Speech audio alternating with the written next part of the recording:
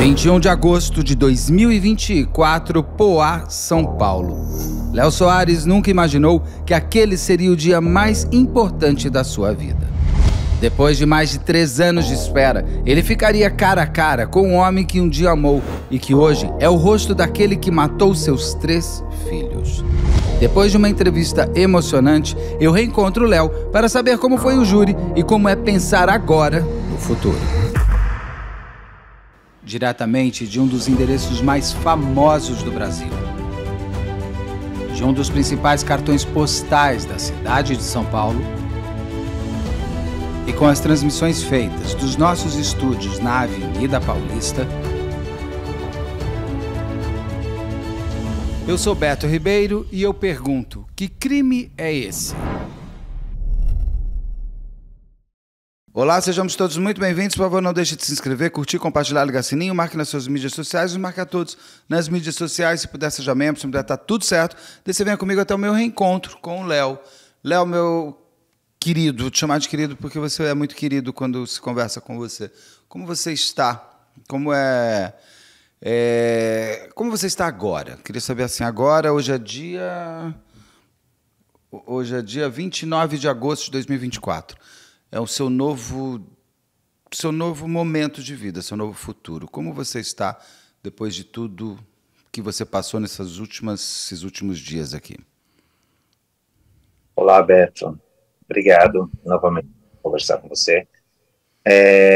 Na verdade, eu estou num momento literalmente de reflexão.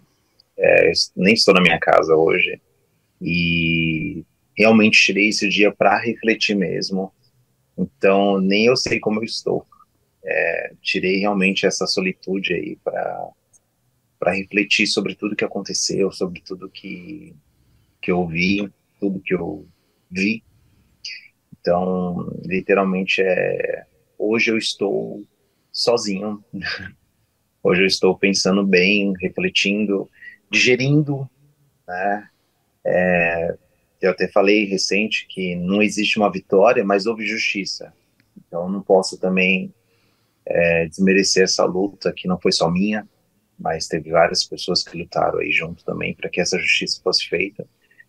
Então, existe um momento aí literalmente de digerir. Eu acho que essa é a palavra que resume o que eu estou sentindo hoje. Digerir e organizar esse sentimento.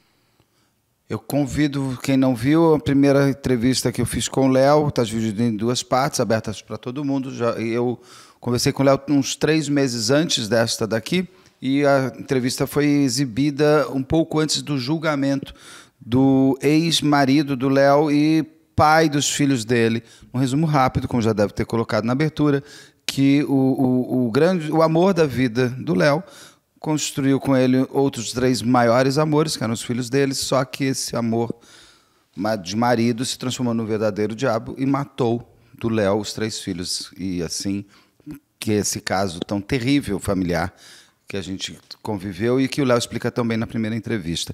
Léo, eu me lembro quando a gente se encontrou, você estava em várias buscas. Eu sinto que você está me falando agora, deste momento, que você está vivendo o luto. Agora você está podendo viver o luto de tudo. Dos teus 3 filhos, do término do seu casamento, de você mesmo se percebendo sem o seu universo familiar construído. E eu acho que agora é o teu momento de luto, porque você teve que lutar todos esses tempos. Foi mais de 3 anos de espera por justiça, não foi isso? Isso, foi 3 anos e meio, né? 3 anos e meio. Muito tempo. E culminou numa coisa que eu não sabia, eu te acompanho no Instagram, eu percebi, eu vi finalmente o julgamento do Ricardo, do seu ex-marido. Eu não vou chamar ele de pai dos meninos, porque um pai não pode fazer isso. E o julgamento culminou junto com o seu aniversário, foi isso? Foi 2 dias antes do meu aniversário. Literalmente foi dia 22, 23, 21, 22, não, 22, 23 e logo foi meu aniversário. Você ganhou de presente a possibilidade do fechado caixão. Como foi reencontrar o Ricardo depois de 3 anos e meio? Você viu, vocês se olharam durante o júri? Olha, eu já tinha visto, né, no último que foi dissolvido. E depois de um ano, né, vê-lo, a gente não, eu tentei cruzar o olhar, confesso, mas não houve cruzamento de olhar, né? Então, ele não consegue me olhar, ele não consegue me encarar, ou pelo menos eu não consegui ver isso. Mas eu precisava olhar, eu precisava vê-lo e assim, é você perceber que como que você dedicou tanto, né? Que você depositou uma confiança, você depositou um sentimento naquela pessoa e ver ele lá pessoalmente, ver ele falando, chega a ser louco. Foi um sentimento assim, Beto, de raiva, foi um sentimento de decepção, foi um sentimento de mágoa, foi assim, tinha hora que realmente você tem que ter autocontrole mesmo e para não surtar mesmo, essa que é a palavra certa, porque não é fácil estar ali vendo ele, não foi fácil, nem um pouco, nem um pouco. O que que ele fala no julgamento? Ele falou alguma coisa que ele não tenha falado antes? Como que ele reage? Ele diz que é inocente? O que que ele... Qual foi o depoimento dele? Foram 6 horas, né, Beto? Foram 6 horas de Uau! depoimento. Foram 6 horas de depoimento. Então ele falou muita coisa e deixou muito claro que ele ele fala que teve uma hora que a promotor, juíza tenta ele fazer um pouco mais objetivo, né? Mas ele mesmo disse que teve 3 anos e meio, né? Preso ele o tempo do mundo, né? Então assim, ele não confessa, ele não fala, ele não pede desculpas, ele não assume nenhuma culpa, Beto, nenhuma culpa. Ele não assume nenhuma culpa. Pelo contrário, a defesa, né, vieram, na verdade, acusando a minha filha, né? Então, toda a estratégia que foi feita foi para dizer que minha filha era suicida e homicida, né? Ou melhor, homicida e suicida.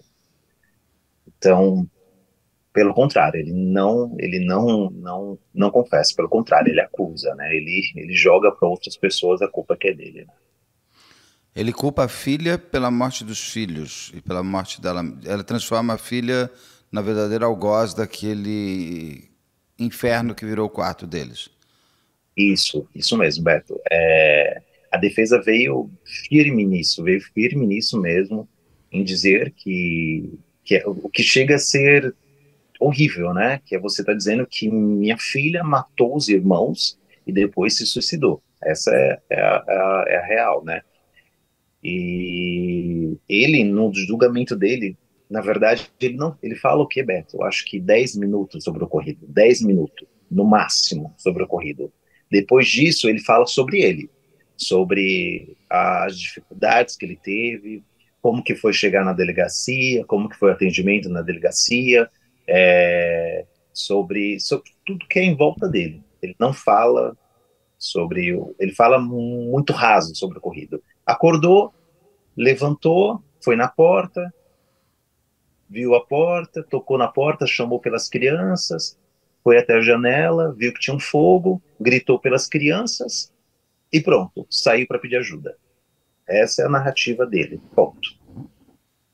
Ele Né? diz, quando uma defesa, eu sei que quem acusa é quem tem que provar, mas quando você se defende se dizendo inocente e colocando, inclusive, apontando para alguém como o autor de tudo, existem elementos probatórios. A defesa traz alguma prova de que ou ficou só no verbal? Na verdade, ela não existe nenhuma prova. Na verdade, Não, foi suposição. Por exemplo, da forma que minha filha foi encontrada, é, a, a defesa diz que da forma que as crianças foram encontradas, né, cada uma em uma posição, traz a dizer que a Fernanda estava sentada. Então, a Fernanda estava olhando, né, tudo acontecer. Isso é uma das teorias delas. Trouxe fatos de que existem suicidas que se queimam e tudo mais. Fatos não, né? Trouxe livros, né? Livros que falam sobre isso. Outra coisa que ela comenta é que já foi provado ali, né? Que ela diz que durante o percurso, na noite mesmo das conversas, a Fernanda mudou totalmente a conversa com os amigos. Ah, estou solitária, estou triste, estou preocupada, não quero que meu pai, né, que no caso sou eu, tenha um novo relacionamento, eu não quero morar com ele. Então isso foi tudo aconteceu na noite. Só que quando você coloca as mensagens de WhatsApp do amigo, né, e dela antes do ocorrido ou pela noite são totalmente diferentes. Até a Totalmente forma de diferentes. escrever e tudo mais. Tudo, Beto, tudo foi diferente. Então, assim, a minha filha tinha conversas rasas com esse rapaz. Rasas, rasas.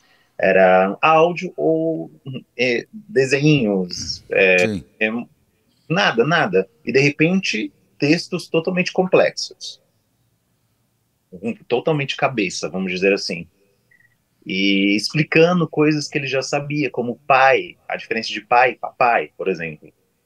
E como a gente citou lá no julgamento, toda a conversa era: nossa, meu papai é maravilhoso. Nossa, meu pai não sabe como vai perder, porque ele é maravilhoso. Meu papai é incrível. Ele é uma E ele é o pessoa papai, o maravilhosa. Ricardo é o papai. É o papai. E você é o pai. E Ou fala seja, o várias papai é incrível, ele não coisas. consegue ser narcisista. Se ele escreveu esse texto, ele consegue ser narcisista até no momento que ele quer fazer uma prova. Foi aí que o promotor pegou, Beto. Porque se os 6 horas de depoimento foi sobre ele, Beto. Sobre ele. Sobre ele. Não foi sobre as crianças, foi sobre ele. Um dos comentários que chega a ser ridículos, que para mim chega a ser ridículo, que eu acho que ele nem percebe o tão ridículo que foi. Tem uma testemunha nossa, o policial, que fez o atendimento, que fez todo o processo ali de investigação nos primeiros momentos, nas primeiras horas. E ele fala que não conhecia o Ricardo antes, apesar de ser da nossa cidade, não conhecia. O Ricardo diz o seguinte: é impossível fulano de tal não me conhecer. Nem vou falar da minha fama na cidade. Eu nem vou falar da minha fama na cidade. Mas eu sou um cara de 1,80 m, com cabelo pratinado, com um topete enorme. Como ele não me vê? Desse jeito. Nossa. Desse É jeito, num impossível uma lugar. pessoa. É impossível passar ele. Todo mundo vai me ver. Além de ser Exato. famoso. Nem vou colocar a fama da cidade, nem vou dizer isso, para você ter uma ideia de como ele fala só dele. E o que ele fala dos filhos? Ele fala de saudade, ele fala de dor, ele fala de luto, de tristeza. Como ele fala sobre os três filhos que, se ele é inocente, ele deveria estar sofrendo pela perda dos três.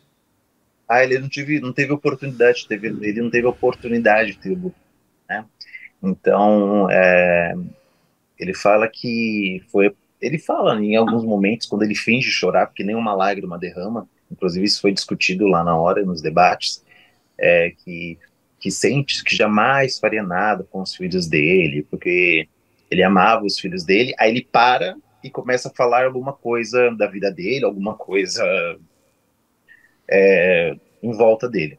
Literalmente, quando ele vai falar dos meus filhos, Beto, ele fala pouca coisa. Eu amo, eu cuidei dele, eu fiz isso, e começa uma outra narrativa, tipo, um outro E já volta contexto para para ele. maravilhoso. Então, por exemplo, foi perguntado para ele: você colocou é, o Lourenço para dormir?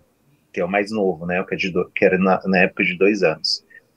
Ele, eu tinha um sonho de colocar as crianças para dormir e colocar no colo e balançar, contar história, e não sei o quê, papapá, papapá. Senhor, responde. Não, sim, eu vou chegar lá. Então, não sei o quê. Aí eu beijava o rosto dele, porque era isso que eu imaginava, e educar dessa forma, entende? Ele falando sobre como ele é maravilhoso. Até ele responder: sim, coloquei um exemplo.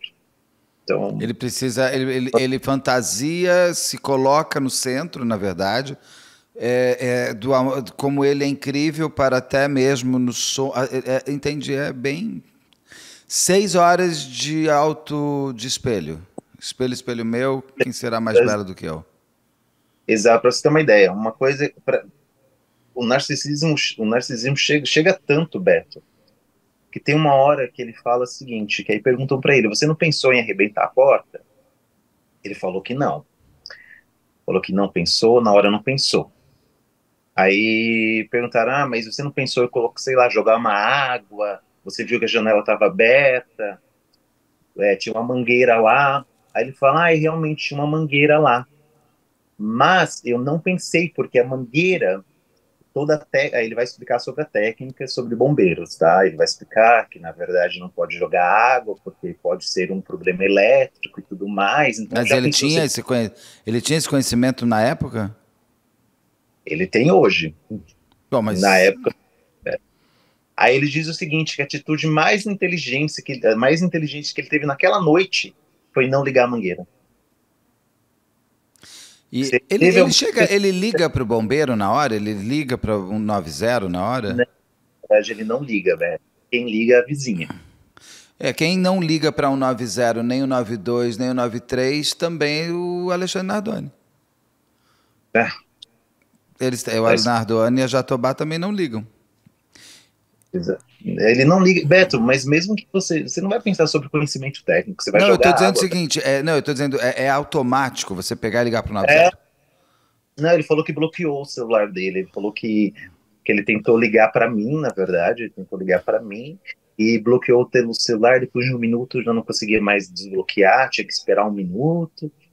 Aí não conseguia pedir mais ajuda. E que a atitude inteligente foi não ligar a mangueira, a atitude inteligente foi não ligar o 90, e a atitude inteligente foi eu queria saber o que mais. Ele tenta jogar para você durante o julgamento? Ele não tenta jogar para mim. Ele não tenta jogar. Essa estratégia ele já mudou. Ele não tenta jogar para mim. Né?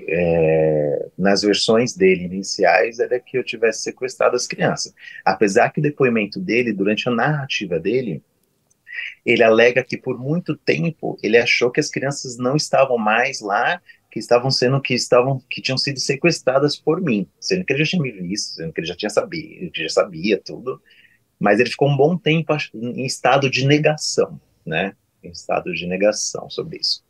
Que ele tem Mas ele, bastante conhecimento. Ele fala que teve negação, que ele teve pico de adrenalina. Ele fala sobre várias coisas que acontecem no corpo, hormônio, um monte assim, que ele estudou três, bastante. 3 anos e meio estudando. Mas ele joga assim para você. Se ele fala que a sua filha tirou a vida dos irmãos e a própria vida dela, foi porque você se separou. Ah, Então, não, sim. a Sim, motivação para a sua filha dentro dessa história que ele inventa é que você é o sim, culpado. Ele sim, isso ainda é te verdade. culpa. Claro, não, ele deixou muito claro que eu deixei as crianças, que eu deixei ele, que eu deixei que de uma certa que as crianças não queriam ir mais para minha casa, que as crianças não gostavam de estar comigo, sendo que lá tem vários vídeos, né, que a gente Sim. anexou o processo, que prova tudo ao contrário, áudios da Fernanda, né, áudios e vídeos que provam, porque ele fala bastante do meu relacionamento, então que a Fernanda não queria, não aprovava o meu relacionamento, mas eu tenho áudios da Fernanda, inclusive, falando: ai, pai, que legal, que incrível, acho super legal, bacana, várias coisas que Sim. contrapõem. Só que ele joga que a motivação da Fernanda foi a nossa separação, foi eu ter deixado ele. Ele responde perguntas de todos ou só da defesa? Ele responde pergunta do Foi, promotor também? ele aceitou. Ele Ele precisava aceitou, falar, né? ele aceitou responder de todo mundo. De todo mundo. Tá. Na hora da sentença, como estava? Como você estava? Você te deu medo de ele ter convencido os jurados e ele sair como inocente? Beto, eu confesso a você que 6 horas, se os jurados não vissem o que eu estava vendo, o que inclusive outras pessoas estavam vendo, eu estava meio que assim, eu estava receoso de não ser, né? Eu estava receoso de repente ser. Eu tinha certeza que ele seria condenado, né? Eu não sabia pela quantidade de votos, né? Eu não sabia se todos iriam ver o que eu estava vendo. Então, confesso assim que eu estava um pouco apreensivo, mas eu estava mais otimista, sabe? Eu estava mais otimista do que pessimista. E quando deu, ele foi condenado a quanto tempo? Há 67 anos e 14 dias. Como ele ficou quando ouviu a sentença? Porque ele, se for narcisista e se for tão autocentrado assim, ele naturalmente tem certeza que tá tudo, que o jogo está ganho. Porque a pessoa, o narcisista não joga com a possibilidade de ele não ser o maior. Ele tem certeza que ele é o maior. Quando ele recebe, aí ele fica. Aí você acha. Como que ele recebeu essa notícia? Então, eu acho que ele já, quando eu entrei no plenário, porque a gente tem que esvaziar o plenário, né, Sim. para ter a votação, ele pediu, ele estava com roupas civis, né? Então, quando eu entrei na sala, aí tava todos lá já, e quando ele foi voltar, ele já estava com roupa do presídio, e já de algemas. Então ele já entrou sabendo que tinha sido sentenciado, né? Não, mas Que não ele tinha tinha sido. lido ainda que ele Não, já tinha ele sido. tinha 130 anos, mas ele sabia que ele ia voltar para cadeia, porque ele já tava, quando ele entrou, já estava já algemado e com roupa já do presídio. Aí, quando eu vi ele entrando, na verdade, ele não queria entrar. Ele estava com resistência de entrar, né? Então, ele fingiu uma resistência em entrar, sabe? E entrou, depois que ficou meio que... Ficou com a cara chorando. Não chorou, não. Não fez escândalo, não fez nada disso, Beto. Só recebeu a notícia e com um semblante ali de meio de que choro, sabe? Mas Ele não não tentou teve esse. cruzar o olhar com você nessa hora. Não, Beto, não Não, tentou, não Beto. foi isso. E Beto, você, quando você recebeu, quando você ouviu a sentença, como foi para sua alma? No seu aniversário sendo no dia seguinte, foi como um presente de aniversário? Como foi isso? Beto, eu senti um alívio tão grande, Beto. Eu, eu é honrar os meus filhos. Eu acho que essa é a palavra. É a verdade. É a verdade, tá ali, Beto. É a verdade que foi planejado. A verdade que ele escreveu tudo aquilo. A verdade que ele pegou, entrou e colocou fogo nos meus filhos. O promotor diz uma coisa muito forte, que na hora, né, da defesa ele falava sobre isso, que trancou meus filhos no quarto como animais em jaulas. Essa é a verdade. E quando eu vi aquela sentença, Beto, é a prova. Eu não tô louco, sabe, Beto? É essa a sensação, eu não tô louco. Teve 7 jurados, teve uma juíza, teve um promotor, teve advogadas, teve pessoas ali que também viram a mesma coisa que eu. E o processo vem diante disso, de outras pessoas que estão batalhando, é perícia, policial, investigadores. Então, quando eu vi a sentença, Beto, foi tipo, eu não tô louco. Porque eu fui chamado ali no tribunal, inclusive pela defesa, de que eu estava por vingança, que eu estava por ego, né? Que é por isso que eu estava lá, que eu estava acusando uma pessoa pelo meu ego, pela vingança, sabe? E eu não estava louco. Então, quando eu escutei aquela sentença, eu falei, é isso, é a verdade, eu não tô louco. Minha filha não fez nada disso, sabe? Eu acho que essa sensação que eu tive na hora da sentença, eu não tô louco, tô certo. Minha filha jamais faria isso. Essa é a. É o fechar de caixão, de fato? Ai, Beto, é. É o momento que É, é, realmente é você. Agora você pode se despedir deles e viver só com saudade, é isso? no entanto que no dia seguinte eu fui no cemitério, tudo. Porque eu acho que é essa sensação, sabe, Beto, de pronto, tá, dever cumprido, sabe, Beto? Tá aqui, filhos. Essa é a verdade que aconteceu. É autópsia.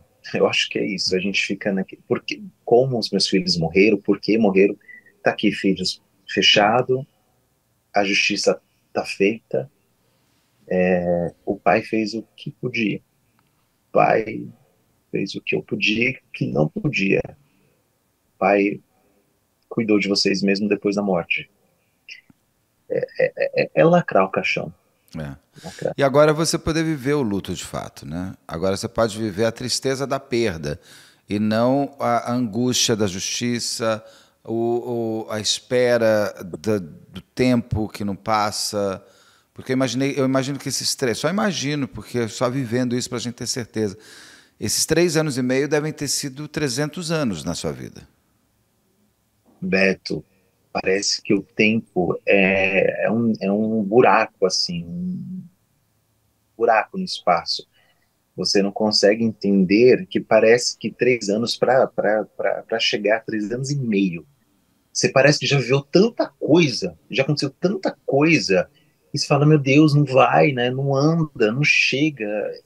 É- Você vai arrastado mesmo. Então, realmente, 3 anos parece 30 anos brincando. É. E agora o tempo ele começa a voltar no seu tempo. Nem vou te perguntar de futuro, porque você está no momento de reflexão que você falou. Porque agora o futuro ele é uma possibilidade de uma tela realmente em branco para você poder pintar o que você quiser. Então não tem mais. Não tem uma coisa que te paralisa, né? Agora você tem tudo. Você está me ouvindo? Caiu?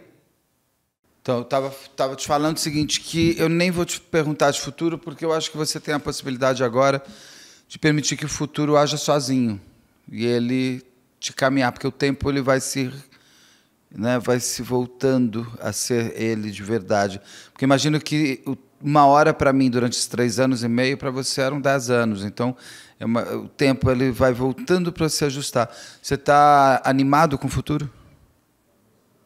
Beto, é, é- é- eu confesso que quando chegou no dia seguinte, eu me caí num choro profundo que levou horas, horas, horas, horas, horas. Que é um choro como se fosse aquele dia, a sensação que eu tinha era quando eu recebi a notícia das crianças, quando eu estava no velório, sabe, aqueles dias que foram bem difíceis. Foi a mesma sensação, a mesma dor. E foi quando eu falei, nossa, eu preciso tirar um tempo para mim, para pensar o que fazer. Porque durante todo esse tempo, esses 3 anos e meio, foi por um objetivo, né, Beto? Pelos meus filhos, buscar a justiça pelos meus filhos. Tá, eu consegui a justiça dos meus filhos, né? E agora? E agora, o que eu faço?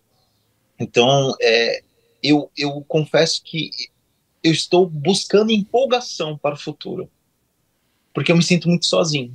Apesar de ter pessoas maravilhosas ao meu lado, de ter amigos, de ter um companheiro, de ter família, mãe, todas as pessoas que estão ao meu lado, eu me sinto sozinho. E às vezes a gente se pergunta, a minha pergunta é o que eu faço sozinho. Então, realmente, eu não vou dizer para você que eu estou empolgado pelo futuro, mas eu estou preocupado com o futuro. Eu acho que essa. Você está nascendo de novo, e nascer a gente nasce sozinho, a gente nasce sem saber o que vai acontecer. Então, você tá um recém-nascido de uma vida para frente inteira. Você é muito jovem ainda e muitas felicidades podem vir a acontecer. E claro que seus filhos vão caminhar com você numa saudade que vai ser uma saudade, não vai ser uma tristeza que te carrega para baixo, é uma saudade que te impulsiona a poder viver. E um dia, como eu te perguntei da outra vez, agora que o julgamento já foi, se você encontrar, quando você para conversar com seus filhos, ou se um dia você encontrar os seus filhos, o que você vai falar para eles? O que você vai fazer? É, eu acho que agora, né, eu, eu encontrar com eles, eu quero abraçar muito a Fernanda. Acho que.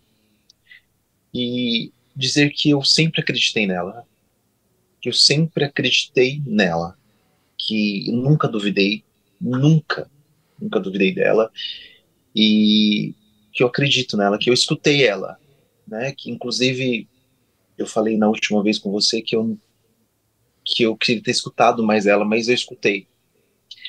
E pro Gabriel, eu, eu quero falar para ele que ele foi uma bênção, foi uma bênção.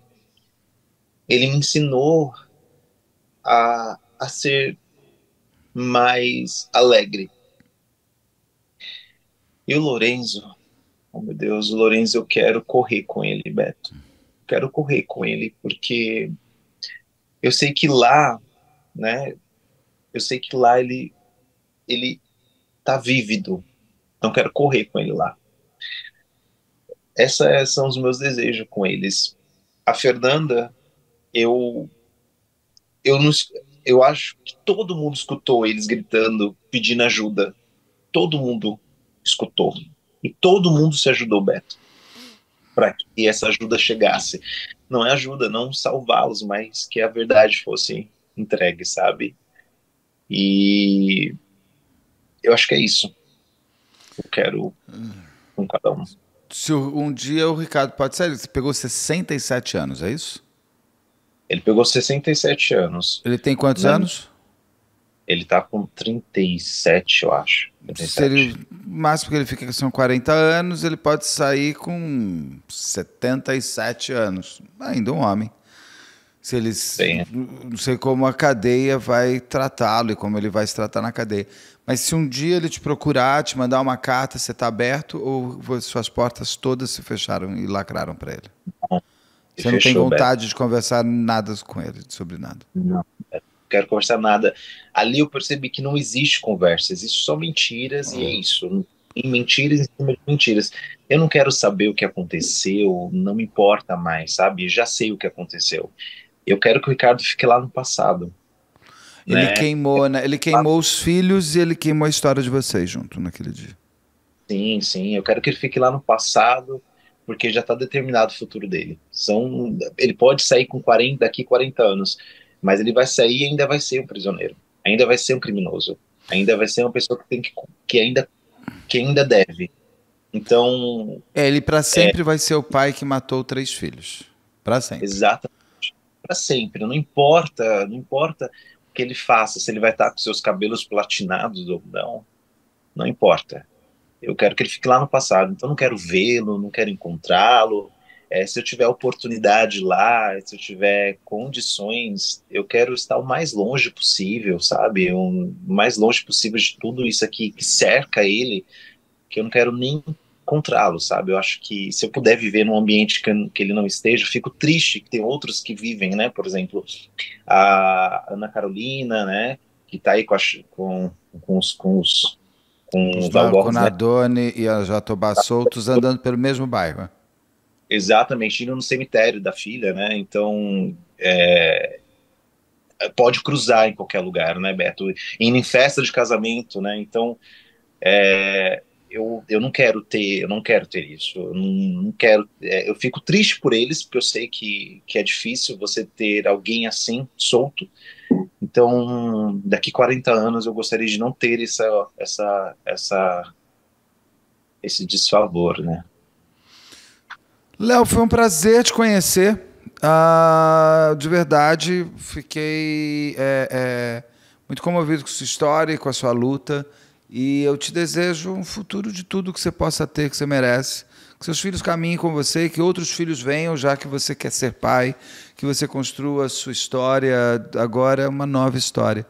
A gente se despede agora aqui e com certeza uma hora a gente se encontra novamente pela vida, que sempre é possível. Que você seja muito feliz, que seus filhos estejam muito em paz, ainda mais com o pai que eles têm, com esse pai que eles tiveram, que tem para sempre, porque a gente não deixa de ser filho de ninguém, não deixa de ser pai de alguém. E que você tenha tudo que você puder ter. Sobre o crime a gente não vai mais conversar, mas quem sabe uma outra hora a gente conversa sobre outros assuntos. Até porque eu acho que essa história sua também vai começar a ficar num tempo seu também, né?